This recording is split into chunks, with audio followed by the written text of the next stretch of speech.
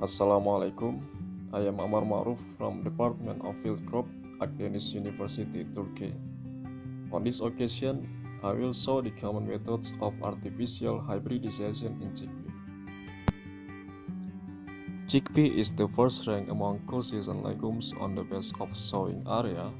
In 2017, chickpea is grown by around 14.6 million hectares, produce 14.8 million tons. Chickpea is self-pollinating species. In chickpea, attempts to develop cultivars and broaden the genetic base by hybridization or by relying on natural cross are relatively unsuccessful. Artificial hybridization is an important process to develop genetically improved varieties.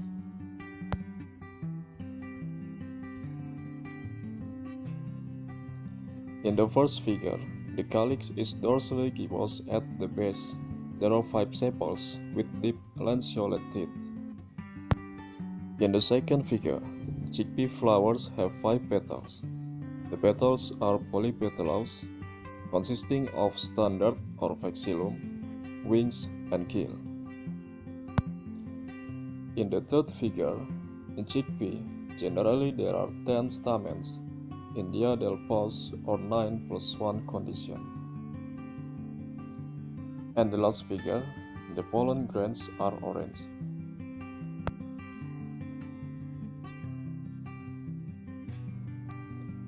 And now flowers chosen for crossing.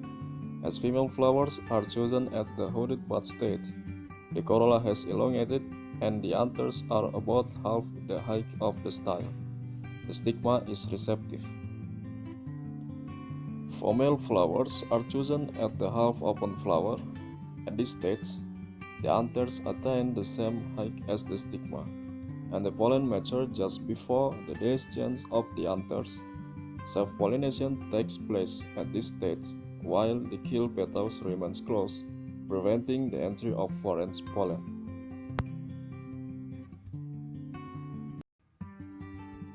The tools needed for crossing are tweezer, labels, and ethanol.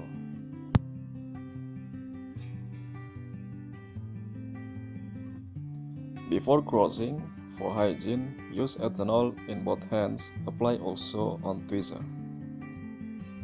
First, attach the label to the flower chosen as the female flower. We can remove the sepals or not.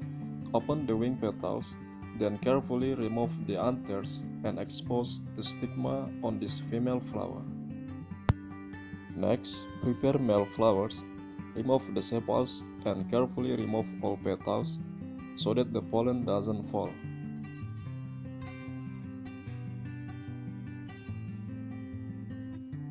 Next, apply the pollen to the stigma on emasculated flower. After pollination, cover or close the keel petals using tweezer.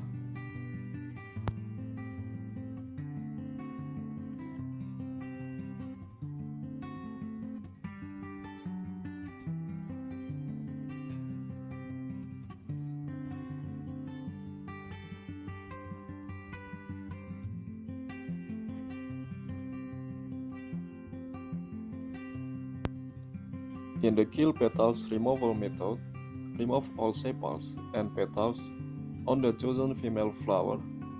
Next, remove anthers and expose stigma.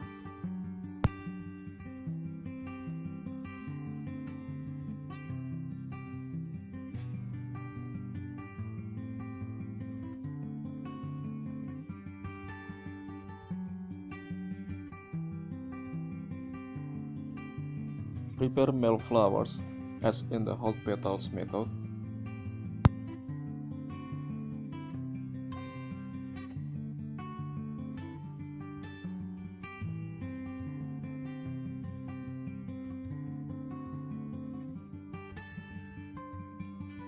Now, apply pollen to the stigma gently.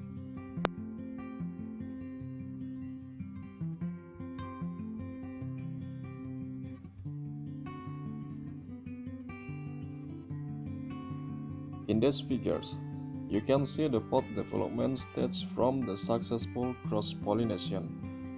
3 days after pollination, the pedicel looks curved. 6 days after pollination, pod formation was initiated.